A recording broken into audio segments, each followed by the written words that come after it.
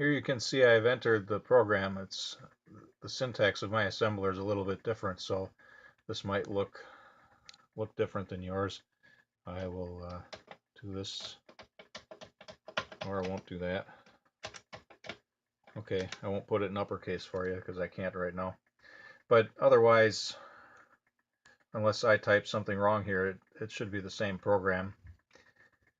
And now I'm going to try to assemble it, which I'll use my basic assembler, so it'll take a while. I'll put the video on pause here so you don't have to sit and watch the basic assembler run. It could take an hour, I'm not even sure. Well, it didn't take anywhere near as long as I expected. It took just a few minutes.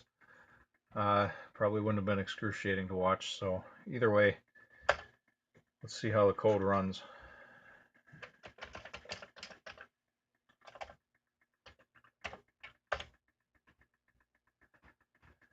I'm not sure if I typed something wrong or if that's the way it's supposed to look.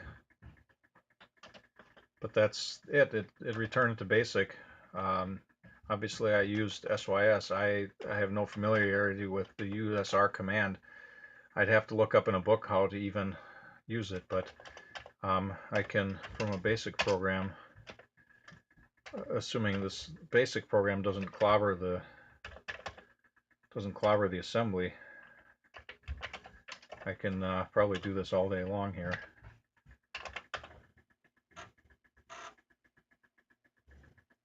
Yeah, I think that's what happened. I think the basic program overran the assembly. I shouldn't say that. I'll probably overwrite it here now, though. I think I know what happened. Let's do this.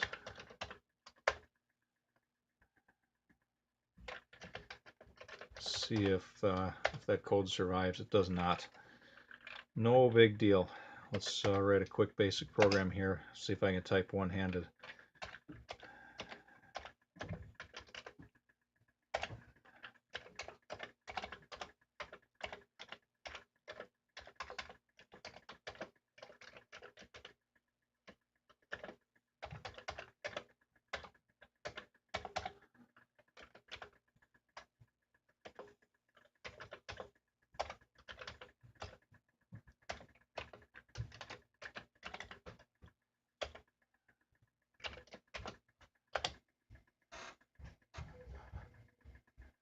There it is.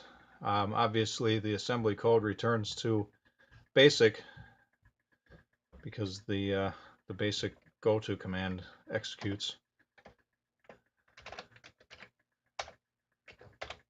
No crashes, no anything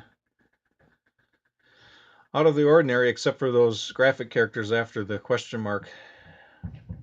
And clearly I spelled Commodore wrong, so I did type a couple of those numbers wrong.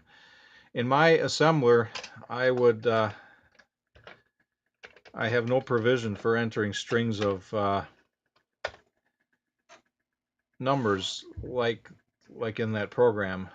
I can enter them one at a time.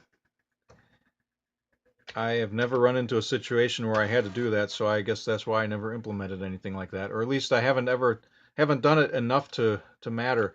So normally what I would do here is just have a string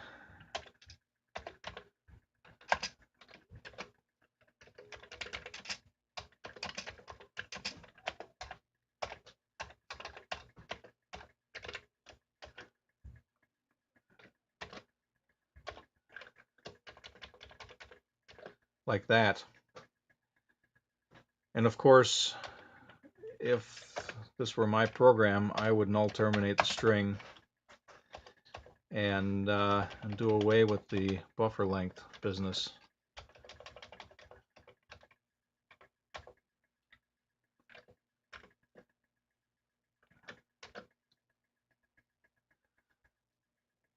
Just like that.